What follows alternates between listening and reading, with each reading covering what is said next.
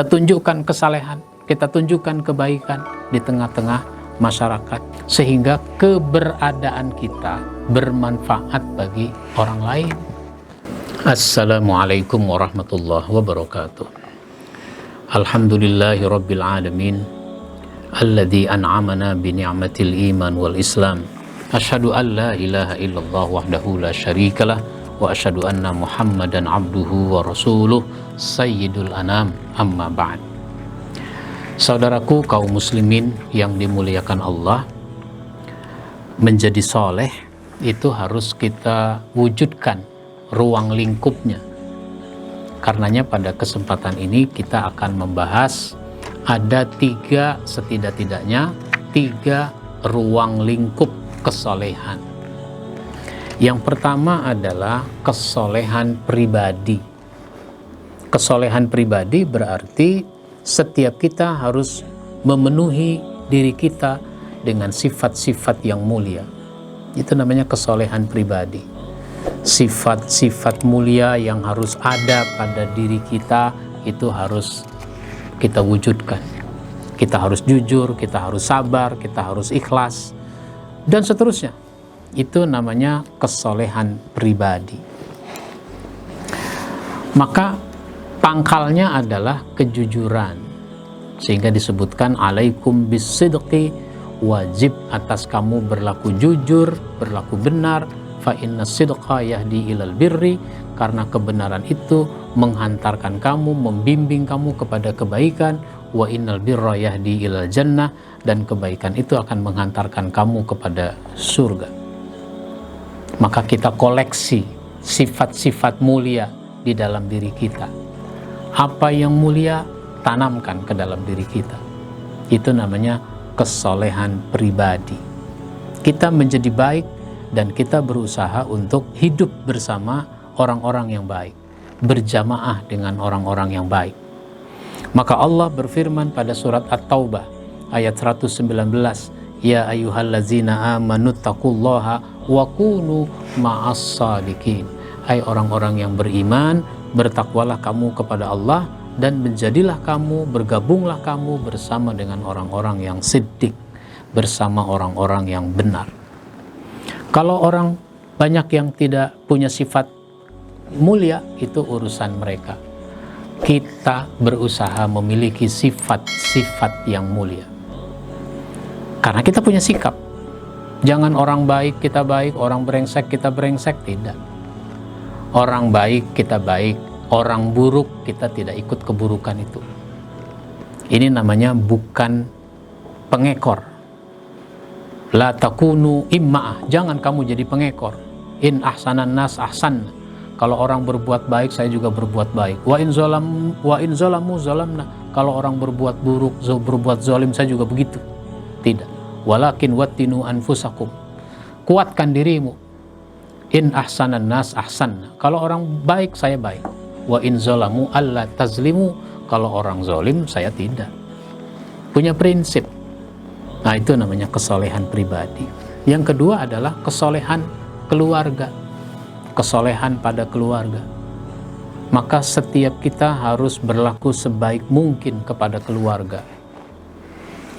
Kepada orang tua, kepada istri, suami, kepada anak, kepada cucu, dan seterusnya. Berlaku sebaik mungkin pada anggota keluarga. Maka Rasulullah SAW menyatakan di dalam hadis riwayat Ibnu Asakir, khairukum khairukum li ahlihi wa ana khairukum li ahli. Sebaik-baik kamu yang paling baik pada keluarga, dan aku adalah orang yang paling baik pada keluargaku. Maka Nabi tunjukkan, contohkan bagaimana beliau berlaku sebaik mungkin pada keluarganya. Kata-kata dipilih sehingga tidak keluar kata-kata yang buruk. Seandainya ada khilafan, segera beliau minta maaf. Satu ketika Rasulullah pulang sudah larut malam. Memang dari siang beliau sudah bilang pada istrinya Aisyah, saya pulang sudah larut malam, banyak urusan. Iya, maka Aisyah kalau itu Aisyah nunggu di ruang tamu kalau seperti rumah kita. Sehingga kalau nunggu di ruang tamu, kalau nanti Rasul ngucap salam, itu meskipun suara tidak keras itu bisa terdengar keluar. Kalau beliau ketuk pintu, cepat bisa dibukakan pintu. Nah, ternyata Aisyah tertidur pulas. Rasul salam udah 3 kali nggak dijawab. Rasul ketuk pintu nggak dibukakan pintu. Ya sudah, Rasul tidur di luar. Menjelang fajar Aisyah terbangun. Terkejut dia, saya kok tidur di sini? Rasul kok belum juga pulang? Nah, lalu dia lihat dari jendela. Loh, ada orang. Jangan-jangan Rasul. Maka Aisyah buka pintu, Rasul perhatikan, ternyata memang betul Rasul tidur di luar. Maka dengan sentuhan tangannya yang lembut dibangunkan itu Rasul. Saya kasih tahu ya sama ibu-ibu. Bu, kalau bapak lagi tidur tergeletak di lantai, itu membangunkannya pakai tangan, Bu, jangan pakai kaki. Ini kadang-kadang dibangunkan pakai kaki, emangnya lakinya bola. Pakai tangan, dengan sentuhan tangan yang lembut Rasul terbangun. Kalimat pertama apa? Maafkan saya ya Rasul, saya ketiduran. Nggak enak engkau tidur di sini, nggak ada yang bukain pintu. Rasul memilih kata yang baik. Apa kata Rasul? Tidak ada yang perlu dimaafkan, engkau tidaklah bersalah. Ya orang ketiduran kan nggak salah. Ini luar biasa. Jangan kita keluarkan kata-kata yang tidak baik. Kamu ini kalau tidur memang udah kayak kebo. Waduh, masa istri yang dicintainya dibilang kayak kebo. Jadi begitu. Ini berlaku sebaik mungkin pada keluarga. Kita sudah bicarakan bagaimana akhlak kepada keluarga dalam pembahasan akhlak pribadi muslim. Yang terakhir, yang ketiga adalah kesalehan pada masyarakat. Kesalehan pada masyarakat. Kita tunjukkan kesalehan, kita tunjukkan kebaikan di tengah-tengah masyarakat, sehingga keberadaan kita bermanfaat bagi orang lain.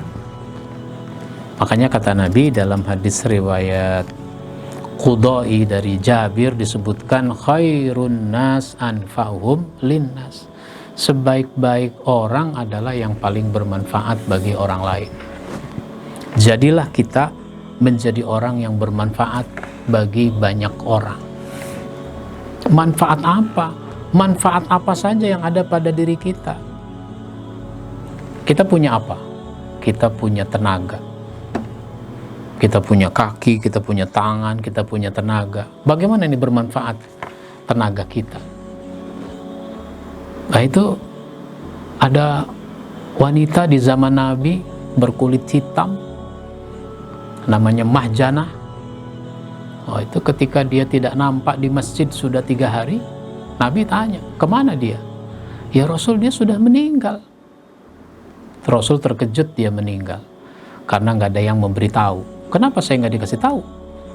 Ya sahabat merasa dia orang biasa saja, nggak penting juga ngasih tahu. Apalagi dia meninggal di waktu malam, jenazahnya diurus. Nggak boleh begitu.